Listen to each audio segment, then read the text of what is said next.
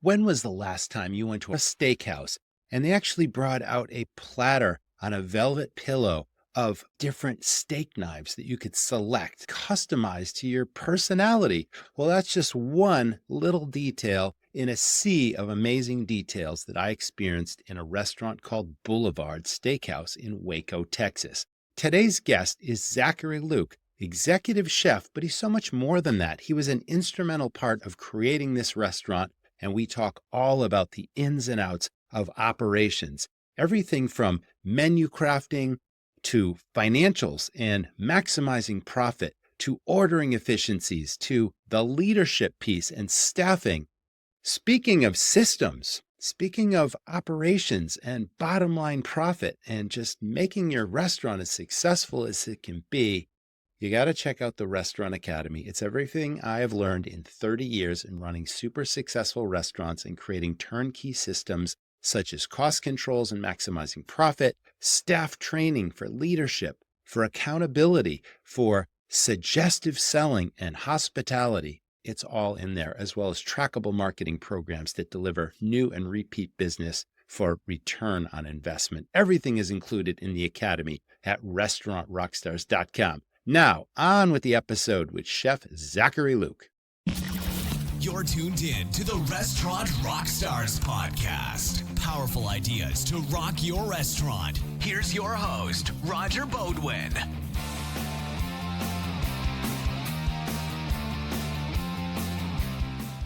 Your restaurant menu is your most important and effective marketing tool. Check out TerraSlate.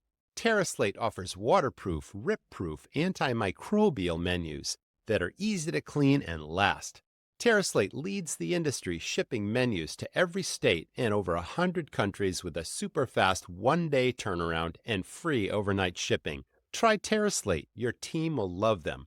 Go to terraslate.com. That's TerraSlate.com. I know from my experience that growing your business can mean big-time logistical challenges, like how are we going to keep up with all these local deliveries? Believe me, when I owned restaurants, this was a challenge for me. Let Uber Direct offer you a helping hand. With Uber Direct, you take orders on your website, app, or by phone. Then, drivers from Uber's courier network pick them up at your place and deliver them right to your customer's door. Sounds simple, right? Delivery just got better with Uber Direct. Learn more at uberdirect.com. Hey, everyone. Welcome back. This is the Restaurant Rockstars Podcast. So glad you're here. Zach, welcome to the show today. How are you, my friend? Hey, what's up, buddy? This I'm is great. awesome. We met in Waco weeks and weeks ago, and I was speaking at a food show, and I was staying at the Even Hotel, and the restaurant just drew us in. What a beautiful space.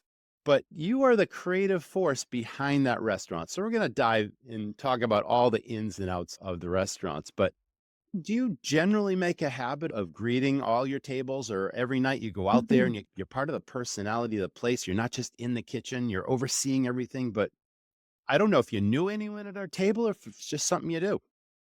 No clue who any of you guys were, actually. I try to touch as many tables as possible every night that I'm there. It's just I like to get on a personal level with my customers, simply because I want to know what their idea and what their thoughts are after they've received their food. I never actually talked to anyone beforehand. That's why we had the amuse-bouche. We want to send something out. We want to fish. So we want to cast the line and we want to reel back in. So I'll go talk to the people and just try to get an idea of what they think of us. And I try to just tweak it from there, back and forth, from the front to the back. We enjoyed it. And again, your personality was very charismatic. We were already into our meals. We were enjoying the food. It was very creative. The flair that you put into every dish was certainly evident, but it's such a personal touch. So I'm glad you do that, because there are a lot of chefs that are just in the back and they stay there and they don't really want to come out. And I think that's such a competitive advantage. And I think it creates raving fans for the business, because they put a face to the food and they enjoy the experience as we did. So that was my, yeah, go ahead. And on top of that, if you're spending good money on quality food, you would want to see who's back there doing it. You would want to meet who the creator is. And it's very personal. And a lot of people, it flatters them. Yeah. It's touching people in a personal way. And I think Sure. that's hospitality. That's what Yeah. hospitality is all about. And, Mhm. and it's so many things. It's the ambiance of the place. And as I mentioned, you sent us some beautiful photos of the restaurant, and it clearly is a beautiful restaurant. So there's the Thank you. ambiance. It's warm, inviting, and comfortable. It's dynamic. And then the food was really, like I said, it's creative. And everything about the experience was just spot on. Like you wish every dining experience was that way. And then on top of it, you came out and you made us feel special. So thanks for welcoming us. My first time in Waco, and I Mhm. think we all have heard of Waco. Chip and Joanna Gaines from Fixer Upper put it on the map. Has that Right. done much to drive tourist business to Waco? Have you Oh, seen that in your restaurant? absolutely. We house a lot of out-of-staters, so it's not it's not realistic for a local to come in and just stay the night in the hotel when they live Mhm. 15 minutes away, but Of they course. will dine. They'll come and eat and then they'll take off. But yes, a lot of out-of-staters come and they stay in these hotels. And being as close as we are, it's walking distance. We're in a good spot. You're touching out a really interesting topic because when people stay in hotels, unless there's something really special or magical about the restaurant in a hotel, it's so typical for them to want to get outside the doors and go into the town and explore the local feel and restaurants. And clearly, Waco has a bunch of restaurants. So it's about you want to get as many of the hotel guests to try you, then also draw people that aren't staying in the hotel. Is there a secret to that? What's the marketing shtick behind that? It sounds crazy the way I'm going to put it, but That's cool. as as much as you want the people in there first, you got to be selfless. You got to come last because people want to explore the town. So put yourself last because they'll always come back and stay. And then, hey, I didn't know you had this huge restaurant in there. Oh, wow. This is such a plus one on top of that. So we let the people come in, check in, and then we allow them, hey, go check out the place, man. Waco's awesome. It's a small town, but we're growing. And then come back and see us. And then they always do. Yeah, So that's it's just a matter terrific. of being selfless. Yeah. Oh, that's a very interesting take. And I'm glad that's a fresh and a bigger perspective, I think, than the typical, no, I want to grab all the business I can and I want to keep them here and I don't want them to leave. And again, it is about experiencing what's out there beyond the hotel. The hotel has its Mhm. amenities. The town is growing and vibrant. I got a chance to go downtown and check out the whole Magnolia compound. That was very interesting. But again, you come back to a comfortable spot and the hotel was Yes. very comfortable for me and I enjoyed the whole experience. Well, thank you. Let's talk about menus. Do you change that menu often or how often? Like what? Tell me about your process with your menu. There's Sure. staples that stay, but you're always bringing in new things to keep it Mm. fresh. What do you do? Yes, we've only been open just over a year now. So I wanted to establish a firm ground, let the people know the kind of product that I'm trying to bring in. I do work with a local beef company, Iron Table, and they are Texas raised Wagyu. And then I also outsource an Australian Wagyu A5. And it's one of the best that I think you can get, getting closest to Japan and overseas. But the salmon, the scallops, we don't want little bitty shrimps. We want nice prawns. We want U3 prawns that are as long as your palm to finger. Yeah, we want to step outside the box, but we don't want to scare the people at the same time. So yes, we have some staples. Potatoes would be a staple for us. I do a pave, and the people love it with the salmon. Again, we do all our Wagyu, so we grind in-house and make our own patties. We try to keep it simple yet elegant. And being in the center of Texas, we have an array of resources that we can choose from. We just want to be careful, and You we know, want you to pick the mentioned right ones. Wagyu is interesting to me because I guess you're an educated person more about this than perhaps I do, but it's a Japanese beef brand, right? Or the Hmm. cattle are literally Wagyu and they're bred a special way and there's something, but now you mentioned it's Texas sourced. So did they import the cattle from Japan and now they bred them Sure. with American cattle? What's the process there? Yes. And tell us the Eh, differences in the flavor of that beef and why it's a higher quality and more expensive. Give us some Sure. education on that. So a couple guys went over to Japan and managed to grab some of their DNA, and they brought it back to the States. They started Hmm. their. It's crazy. It's real So they're scientific. I breeding mean, Japanese cattle yes, here in Texas. yes, Gotcha. yes. And it's a beautiful thing. So when you go to the store and you see a nice package of red meat and you see the big eye in the middle of your ribeye and it's nice and white, when you look up a couple shelves, you'll usually see a small amount of Wagyu. And if you put them up next to each other, the marbling inside the beef looks like a spider web as opposed to your regular store-bought brand. I'm not saying that any of the beef is bad, but when you get to a certain level of this beef and the rendering of the fat, the smoothness, the silkiness of this fat, it's so good. And not to mention the beef tallow. The beef tallow is actually good for you. It raises your pH balance and makes your hair nice and shiny and full. Your skin gets nice and flush. It's a good product and you can make anything out of it too. Candles. I use it in my butter. I use black garlic and bone marrow from the Wagyu bones. And I use the beef tallow to stretch that and make it a nice silky texture. It's really nice. So next time you go to the store, look around, look up. It's I usually never knew up. that. Mhm. Spiderweb. That's such an interesting way to describe marbling, and I'm not sure I've ever seen that, but I will. Mhm. I'm curious. I want to look at that. Sure. Spider webbing or more or less like shattered bits of like, it looks like shattered glass, the way the marbling goes into the meat. It's really intriguing. Nice. Fantastic. Now, you must have, obviously, you've got different cuts and types of beef because you are a Sure. steakhouse after all. So we talked about the Wagyu. Are there not lesser quality, but obviously pricing variations between different, you've got ribeyes and the standard T-bones and New York strips and sirloins and all that kind of stuff. But what's really popular? Our most popular ribeye is king. It is. Ribeye is king. That's But it. our next popular is our 8-ounce New York. And that's because we spread it across the menu with the ahi.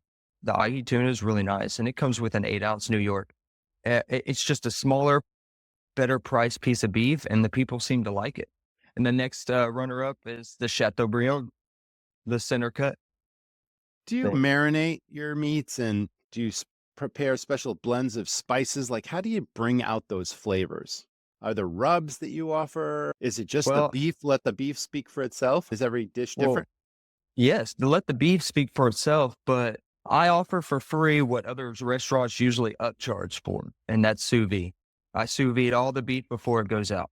So it's sitting in that water for hours before before it's ordered. And then when it is ordered, it's cut and it's got rosemary and garlic and thyme setting inside that bag.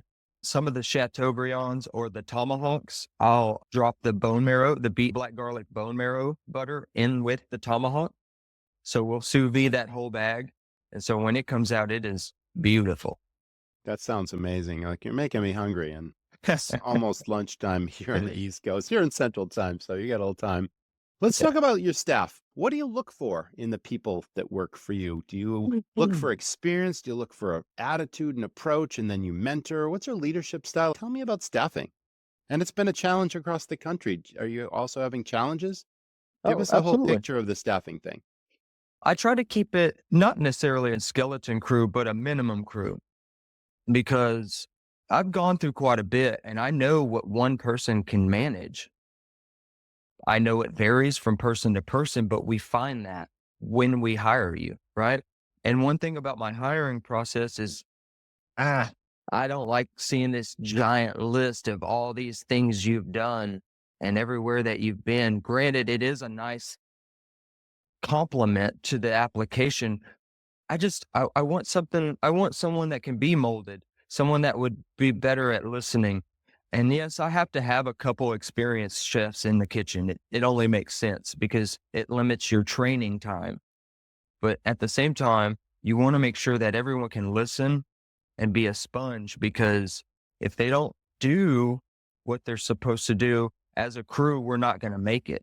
We're going to have all these faults and negatives. And if we do it all at the same time in the same rhythm, then as unity, we'll make the best dish possible. And the crowd will be happy after that.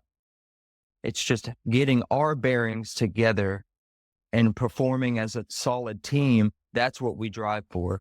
And the two people that we have now, I don't care if you're male or female. It doesn't matter to me. if you're willing to learn and you're willing to take the steps that I took my whole life, then I think you're going to be a good fit.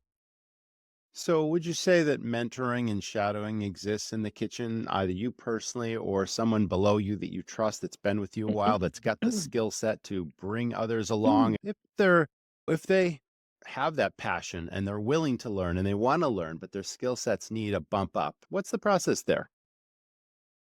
Just because I'm the executive chef doesn't make me necessarily always on top. My sous chef is 60 years old, and he's got a lot of experience out of San Diego and the whole West Coast. So I shadow a lot still.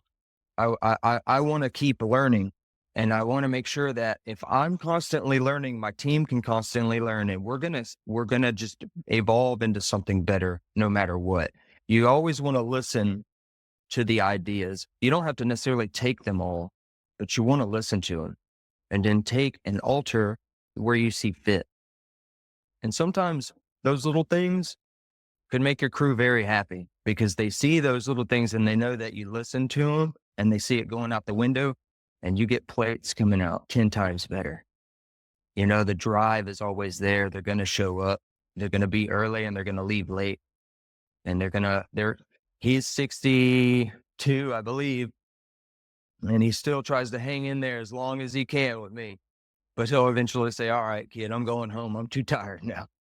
But yeah, I always do some shadowing and they and vice versa. They shadow me, but I always try to learn from someone else.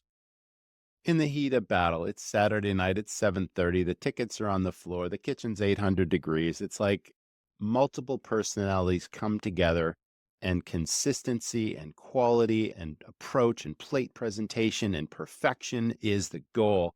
How do you keep all that together? How do you keep people, their temperatures from rising? You keep them calm at just performing at their best and keeping them motivated. There's got to be a key to that or success. Or is it just the respect, right? You laid a foundation of respect. My restaurant sold tons of fried foods, but what a hassle dealing with the fryer oil and cleaning hoods from all that grease. Restaurant Technologies handles everything end to end. They deliver, filter, monitor, collect, and recycle your waste cooking oil. Their AutoMist system reduces the fire risk with automated hood and flue cleaning, hassle-free. As a customer, you'll save 10 to 15% on insurance premiums and even get bonuses for new customer referrals. Go to rti-inc.com or call 866-399-3639 to get started. Restaurants everywhere don't take inventory. It's not about placing next week's order. Inventory is calculating the value of your food and beverage, which can be thousands of dollars every week. Taking inventory determines your true food and beverage costs. Why leave your restaurant profit to chance when there's a powerful inventory system? Sculpture Hospitality are the restaurant inventory experts that make it simple. They don't just manage your food and beverage inventory, they give you a clear picture of your restaurant's profitability. Get a no-obligation free consult at sculpturehospitality.com/rockstar. The respect is there. Yep. Simply because I like to have fun. I'm always chopping it up. I'm always laughing. We drop something, no big deal. I probably got something backed up for you, bro. It's never the end of the world, and there's always light at the end of the tunnel. And if I have to go out front and tame a table, then I'll have to go out front and tame a table. I'll be right back. But I never leave them when it's thick. Never. I'll have my maitre d' or food and beverage. If I need to cut a chateau, here's the knife. I ain't leaving the crew. We're going to get this. We're going to get through, and then I'll step out. Fun is probably the key word because there's a chemistry in the heart of the house and people working together and enjoying working with someone and putting your heart and soul into something, even during the most challenging of times. There's such fulfillment, I think, and gratification at the end of a tough shift where you just chill out and you debrief and you're like, wow, that went really well. And this went sideways, but you guys just handled it. And that's a beautiful thing. If the passion's there, most people will jump on board because they see that you're going up and they see the passion drives a lot of things and it drives a lot of people.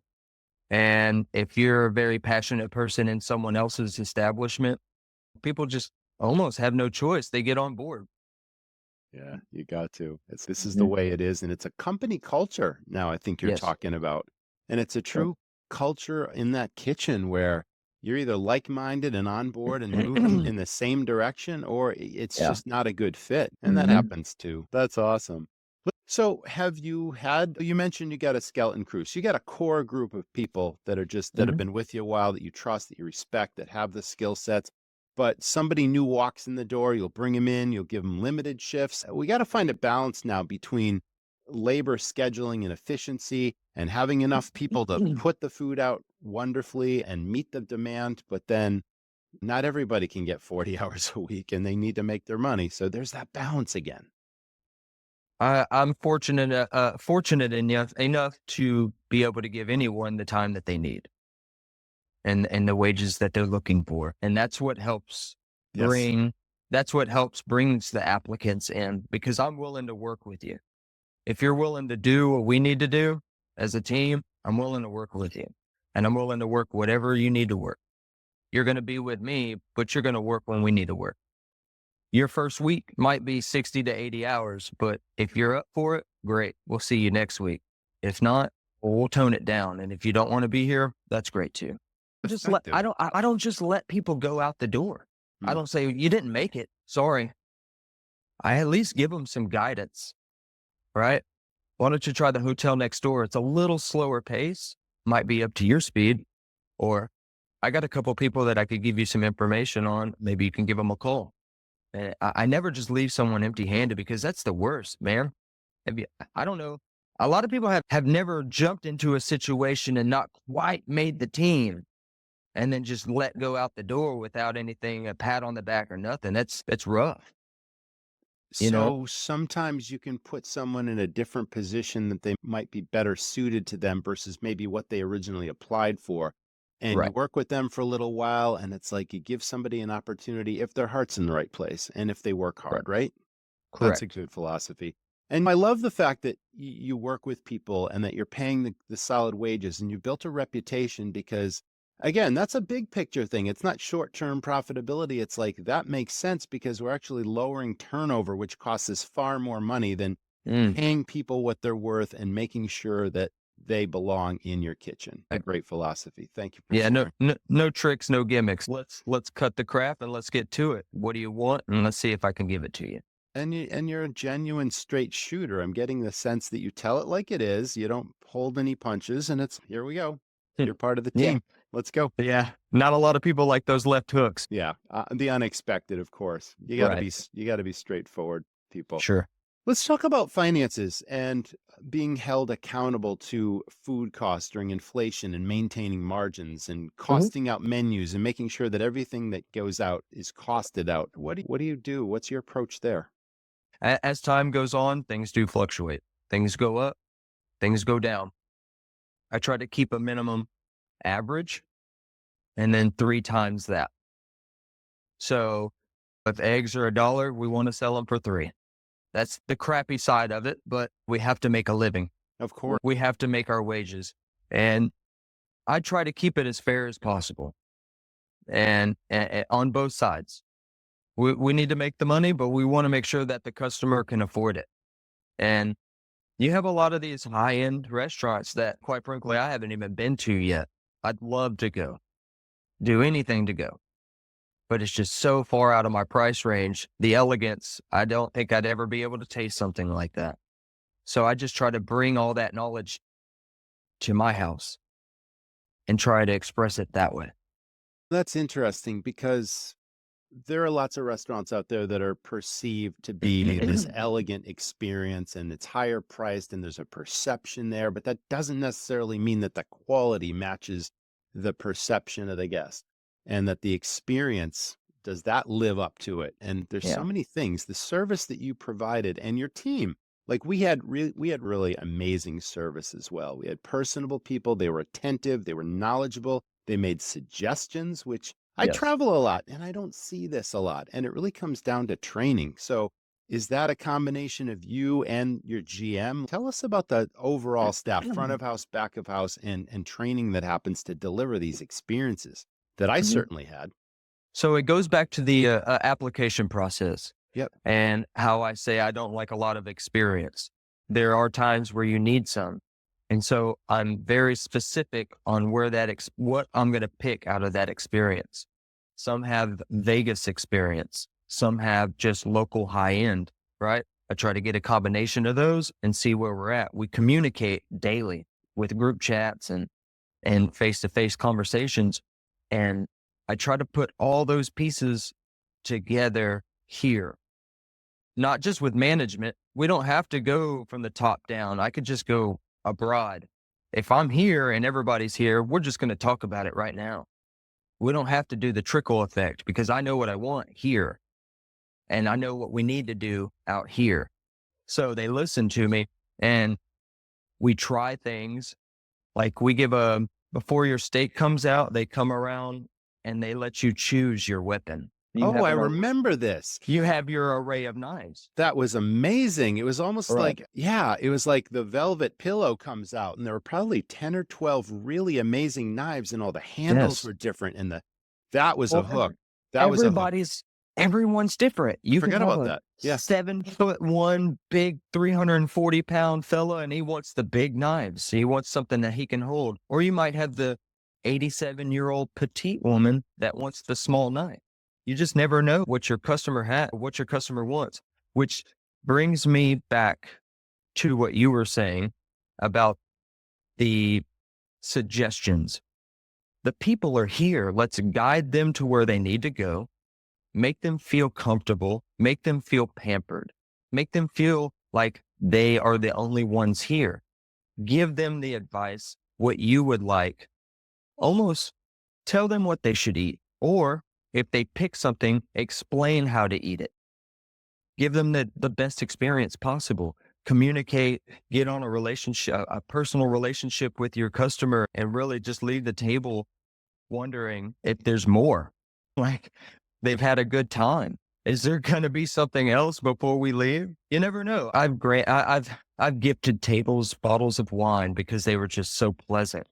I've given desserts to anniversaries and birthdays. I like to do nice things for people because the world might sometimes seem like a crappy place, but if you go somewhere where you're nice and relaxed and you're comfortable and you know the people around you, or even if you don't know the people around you, the vibe around you is so subtle and smooth and you're comfortable always. You just shoot something out there, man. You might make somebody's day. You just said it really best. I've got this philosophy when I owned restaurants and we talked about in pre-shifts and all the time, it's people are not just coming in for the food and drink. They're coming in for an experience. This is entertainment. Right. I used to call it take people on the magical journey of everything we're Mhm. about and everything that's special and everything that sets us apart from the competition. Because more Yeah. than likely, every restaurant in the USA, anywhere in the world, really gets new customers in every day that don't know the first thing about the place, what they're going to enjoy, what's unique, special. And it's really up to the staff to be so well Mhm. educated and so well informed that they're educating, informing, and entertaining and presenting the experience. And some of the things you mentioned bring people back again. They talk about it, leads to positive online reviews. All those things come from your approach. So I'm really glad you Sure. shared that also. Do you guys do any regular pre-shifts in the kitchen and in the front of the house? Just like the team huddle and what would those look like? Yes and no. Large caterings, yes, we always have a team huddle just to give a quick rundown, who's passing what hors d'oeuvres, how often we need to pass these hors d'oeuvres, how often you need to change plates, just bus runs, meaning have your kitchen boy running with the bus tub and cleaning up tables. But when we have our morning crew and our night crew, it's pretty simple, pretty self-explanatory. I keep the morning menu real tight, real simple. People aren't here to spend $40, $50 on breakfast. They want a quick egg, some bacon, some toast, and they're out the door. Maybe his wife wants an avocado toast, something simple, something fast, get the people going. Again, being selfless, right? Let's go something really affordable on this side. Nothing, just fill your belly. Let's hit the town. I'll see you later. And I'm there at the breakfast time, believe it or not. Wow. Do you ever I question that sometimes too. You just get caught up in it, man. And the love is always there. So you just, sometimes you never want to leave it. And you want to make sure that everything's right and everything's always put in its place. Your mise en place is always there. I want to be the first one in and the last one out, no matter what. No matter what. Yeah, some days I do cut out early, but that's because I'm just going to catch a couple extra Z's or Of come see the course. family. Yeah. Yeah. And there's where the trust comes in, because the show must go on even when you're not there, even though you're there. That's right. Yeah. So are you doing 3-day parts? Are you doing lunch as well? I do breakfast and dinners. Breakfast and So- dinner. Thank you. Mhm. Give your team a rest. And does The owner and myself, we would like to do lunch, but it's just not logical right now with the profits that we're gaining and the crew that we have. If it ain't broke, let's not fix it. sometimes these things evolved, and it's interesting to say because the numbers still have to work for breakfast. They clearly work for dinner. And I'm coaching a consulting client right now of mine, and they're opening a first restaurant for the very first time. And we're running numbers. The lease is really expensive and all that kind of stuff. And I'm helping them put projections together. And it was obvious they thought they were going to be open for lunch and dinner. And basically, with 70 hours a week that they have to staff lunch and dinner based on what we think they're going to do for lunch, it didn't make sense to do it. And when I ran the numbers just for dinner only, they were going to make a couple $100,000 extra dollars at the end of the year versus what they would do if they opened for lunch in this concept. So that's a balance. And you've identified the fact that, okay, breakfast and dinner works. It's not broken. Don't fix it. But it's like a lot of people that are looking at this don't really see the ins and outs and how financial decisions impact. You're either going to make money or you're not. And there's a marketing cost to that too. That's because people are trying to be too difficult. Yeah. You're trying to tack on too much. Keep it simple. You know the bare necessities. You know what these are. So just run with those and then try and stack from there. You don't have to just pile it all on at once. Yeah, there is a huge load when opening a new place, yes. But when you finally get established and you're ready to open those doors, you better be thinking very simple. It's okay. So simple is important to maintain. It seems like it's harder than ever to run a It is. kitchen because there's so many people now with food allergies.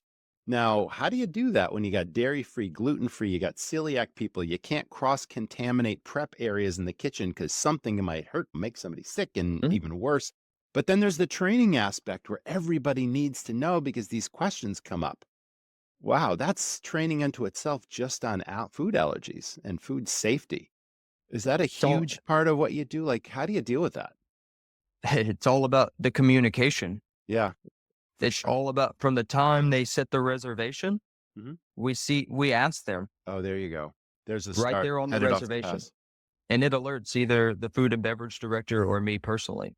So we look into that. We assign the waiter or waitress. From there, we communicate with them. This table, 207, nut allergy. Make sure you remember that. And they pull their notebook out. They start writing. So when that table finally comes, they let the kitchen know 207's here with the nut allergy. And then so we then get prepared. Okay, we need to set aside. Okay, we need to set this aside, put this over there, put this over there. We could potentially use this. And then we wait for the order. They'll give us a heads up. That's when we gather the material and then we start cooking after that. So it's all about the communication.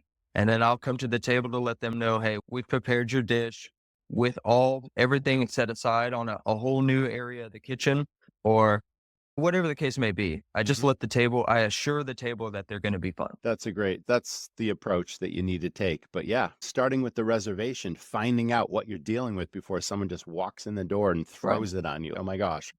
All right. That's preparation. Right. And the team knows I'm big on washing your hands. Huge. I wipe, I clean, I sanitize all the time. I'm not a neat freak, but I'm very picky when it comes to sanitation in the kitchen and being clean. So much so that the team knows that they don't have to be stingy with the gloves, if you know what I mean. They will use those gloves. I'm not worried about the money right now. Let's use those gloves and wash those hands. That way we know we're always clean. Best practices. And that's obviously, and you're leading by example. They're seeing that approach and they're going to mirror that performance and those practices too, because that's just the way we do things and it becomes clear. Yeah. No one's working and looking out of the side of their eye to make sure that I'm They're just doing the right thing. How would you describe the dynamic between front of house, back of house? Because some restaurants, it's like this, and servers are afraid to approach the line when it's the heat of battle, like I talked about. Oh, I need a recook or I need this. And everyone's just tensions flare. But Mhm. somehow the show goes on, maintaining the calm.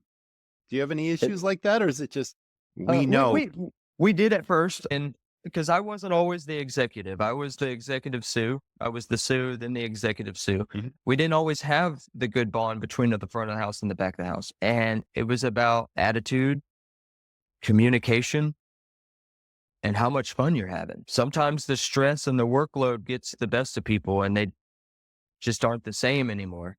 And sometimes you have your turnover rate because of that. Unfortunately, those kind of things have happened, but it's brought me to the top, and my crew is not walking on eggshells, whether it's the front or the back. They never walk on eggshells around anyone. If we have a steak coming back to go up to be cooked up, it's no worries. We're going to get it taken care of. They have no issue coming and asking because they know, even though we're busy, we're swamped, it's always going to be respectful. Yes, ma'am. You got it. No worries. Let your table know that we have 3 more minutes on that. They don't have to worry about coming into work and being upset that so-and-so is here. We all get along. And if we can't, then we can't be here. Terrific. Now you're in a brand new property. Like it's only, I think you said it's only a year old or so, roughly. Yes, sir. Yes, And sir. it looked state of the art. You sent me some beautiful photos that we're going to include in this, but the bar, I can't imagine not having any product. The bar was like every bottle I've ever seen in my life was there. And the equipment must be state of the art and brand new and all that. How about technology? Do you rely heavily on scheduling software and all that kind of stuff, inventory costing, or are you doing it the old school way? I do it the old school way. As much as it drives my upper management crazy, they trust me enough. They trust me enough, and we're doing fine. But yes, I was brought up the old school way. I do it pen and paper, and I pass it up, and that's how we're operating. The inventory and the scheduling, it's pen and paper. Thank you. We do technology. We have our toast system, our POS, Yep. and then we have group text and group me. So yeah, we are in tune to technology. We're not cavemen back there. I really appreciate that approach because I'm an old school guy and I always did the Sure. pen and paper. And there's a lot of technology out there that can be efficient, but there's a learning curve and it can be frustrating and all that kind of stuff. But I always believe that an operator, a GM, anyone, a kitchen manager or chef needs to know how to do it manually, right? The foundational pieces of figuring out your food cost and your labor Right. cost. And it doesn't have to be complicated. And if once that system's in place, if you regularly follow that, I think that's all you need to do. And I did it like Yes. that for 23 years. So thank you for sharing. That's Awesome. Awesome. So what's next for you? Well, what do you do now? Will they open up new locations? Are there hotels? Do you see yourself traveling and going to stick around in Waco for a while? Honestly, Roger, I have no idea. This past year has gone by so fast, and the exposure that I've had as of lately it's got me out there. I've got a couple chefs out of Vegas asking if I'd like to come on board. And my original goal was to get out, learn and stage in other kitchens and learn as much as I could. And I still have that goal.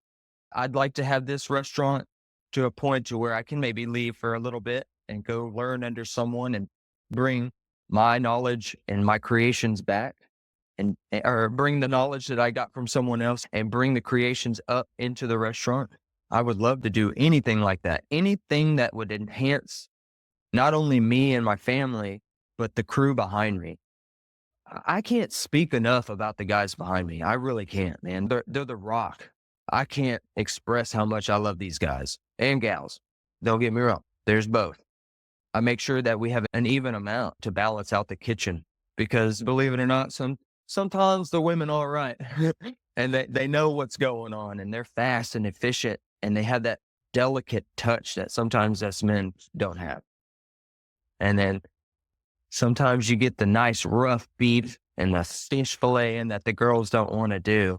And that's where we step in to get the dirty work. That's called balance and staying in your lane and like respecting people for their skill Yeah. sets and Yes. learning from different people.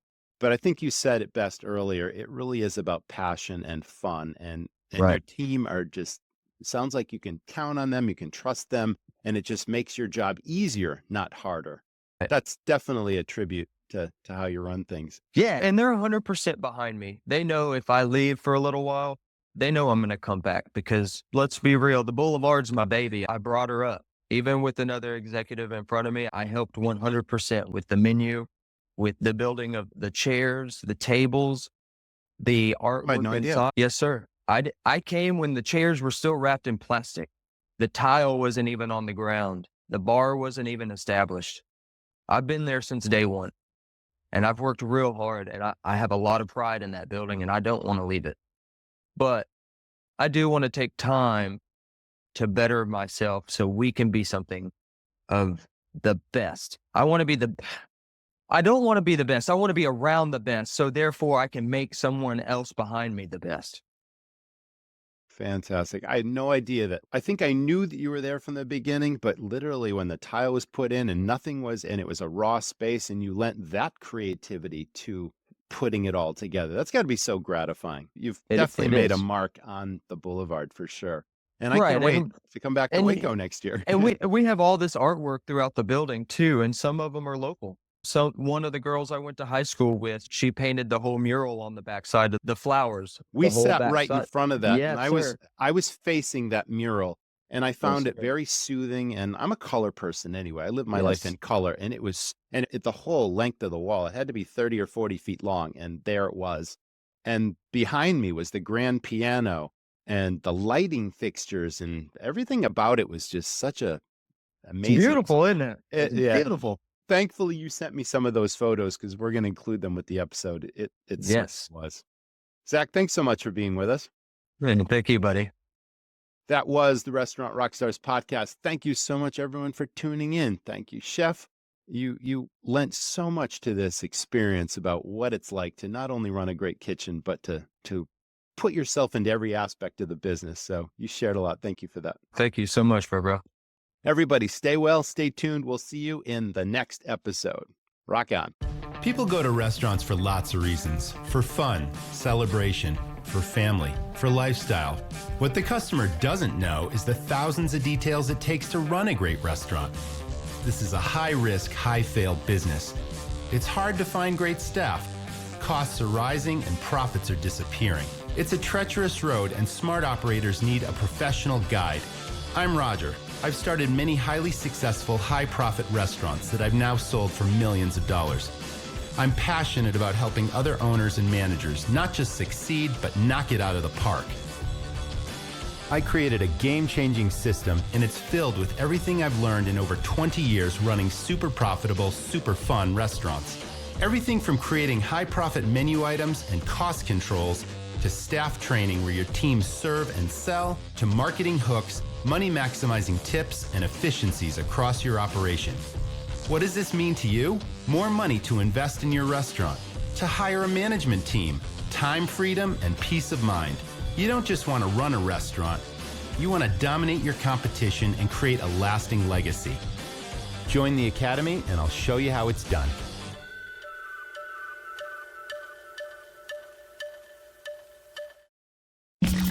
Thanks for listening to the Restaurant Rockstars Podcast. For lots of great resources, head over to restaurantrockstars.com. See you next time.